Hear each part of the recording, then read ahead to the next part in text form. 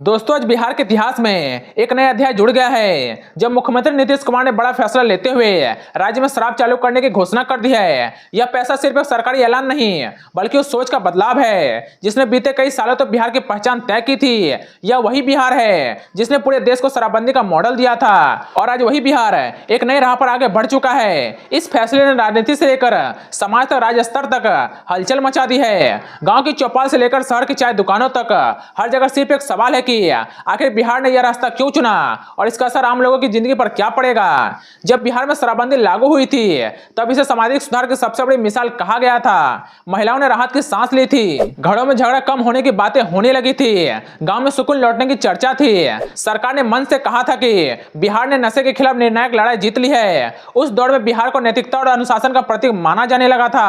पूरे देश में यह कहा जाने लगा था कि अगर कोई राज्य सामाजिक सुधार में मिसाल बन जाता है तो वह बिहार है। लेकिन समय के साथ तस्वीरें बदलने लगी। शराब कानून बंद हुई लेकिन हकीकत में खत्म नहीं हुई, वह गलियों में छिप गई। सीमावर्ती जिले में तस्करी बढ़ने लगी, अवैध शराब का नेटवर्क फैलता चला गया और इस काले कारोबार ने सबसे खतरनाक रूप तब लिया जब जहरीली शराब से लगातार लोगों की मौत होने लगी। हर हादसा सरकार के दावे पर सवाल बनकर खड़ा होता रहा। पुलिस कार्रवाई करती रही, छापेमारी होती रही, लेकिन जमीनी सच्चाई जल्दी साबित हुई। जेलों में ऐसे लोगों की संख्या बढ़ती चली गई जिसका अपराध सिर्फ शराब से जुड़ा था। अदालतों पर मामलों का बोझ बढ़ता गया, पुलिस व्यवस्था पर दबाव बढ़ने लगा और राज्य को हर साल हजारों करोड़ रुपए के राजस्व का नुकसान होने लगा। दोस्तों, वही पैसा जो शिक्षा, स्वास्थ्य, सड़क और रोजगार पर खर्च हो सकता था, यही वो मोड़ था जहां सरकार को खुद से सवाल पूछने पड़े, क्या नीति अपने मकसद में सफल हो रही थी। दोस्तों, क्या सख्ती समाधान है या फिर समस्या की जड़ कहीं और है। इसी आत्ममंथन से जन्म हो उस फैसले का जिसने आज बिहार को फिर से चर्चा के केंद्र में ला दिया है। जनवरी 2026 के साथ यह साफ हो गया है कि बिहार ने भावनाओं की राजनीति से निकलकर यथार्थ के जीवन पर कदम रख दिया है। मुख्यमंत्री नीतीश कुमार ने साफ शब्दों में कहा है कि कोई भी नीति तब तक प्रभावित नहीं हो सकती जब तक कि वह व्यवहारिक ना हो और इसी सोच के साथ बिहार ने पूर्ण शराबबंदी से हटकर नियंत्रित और विनियमित शराब नीति को लागू करने का फैसला किया। नई नीति के तहत शराब की बिक्री अब पूरी तरह सरकारी निगरानी में होगी। केवल लाइसेंस प्राप्त दुकानों से ही शराब मिलेगी, वह भी तय समय और सख्त नियमों के साथ। दोस्तों, पहले चरण में शहरी इलाकों को चुना गया है ताकि व्यवस्था को परखा जा सके। जैसे ही दुकान खुली, तस्वीरें और वीडियो सोशल मीडिया पर वायरल होने लगे। कहीं लंबी कतारें दिखी, कहीं विरोध प्रदर्शन हुए, कहीं लोगों ने राहत की बात कही तो कहीं चिंता साफ नजर आई।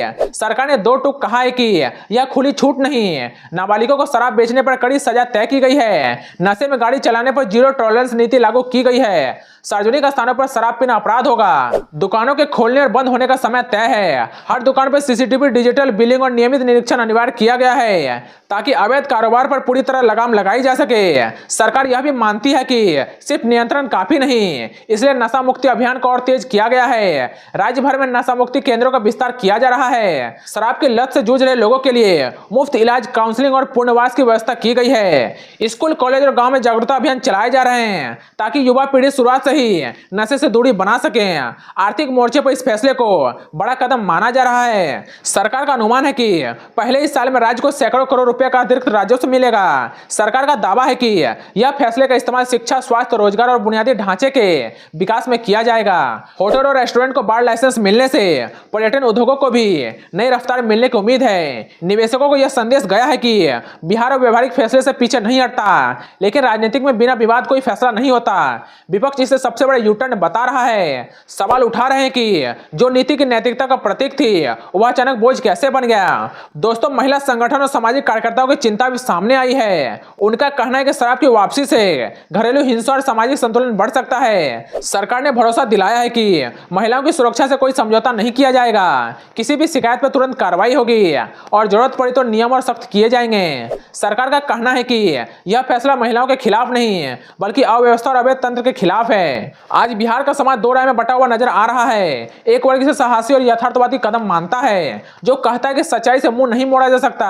दूसरा वर्ग आशंकाओं से घिरा है जिसे डर है कि कहीं पुरानी बुराइयां नए रूप में वापस ना आ जाए। शुरुआती संकेत बताते हैं कि अवैध शराब पर कुछ हद तक लगाम लगी है और जहरीली शराबों की घटनाओं में कमी आई है, लेकिन असली परीक्षा भी बाकी है। आने वाला वक्त बताएगा कि सरकार इस नई शराब नीति को कितनी ईमानदारी और सख्ती से लागू कर पाती है। अगर संतुलन बना रहा तो बिहार आर्थिक रूप से मजबूत होगा और समाज में अनुशासन कायम रहेगा, लेकिन कहीं ढिलाई हुई तो वह पुरानी समस्याएं नए रूप में लौट सकती है। फिलहाल बिहार एक बड़े प्रयोग के दौर से गुजर रहा है। यह प्रयोग सफल होगा या असफल, यह सिर्फ कानून से नहीं बल्कि प्रशासन की इच्छा शक्ति और समाज की जिम्मेदारी से तय होगा। दोस्तों, अगर आपको यह पूरी रिपोर्ट पसंद आई और आप ऐसे ही ग्राउंड से जुड़ी सच्चाई और धमाकेदार खबरें सबसे पहले देखना चाहते हैं तो चैनल को सब्सक्राइब करें और वीडियो को लाइक करें और अपने राय कमेंट सेक्शन में जरूर बताएं। तो चलिए दोस्तों, आज के लिए बस इतना ही। मिलते हैं अगली वीडियो में, तब तक के लिए जय हिंद।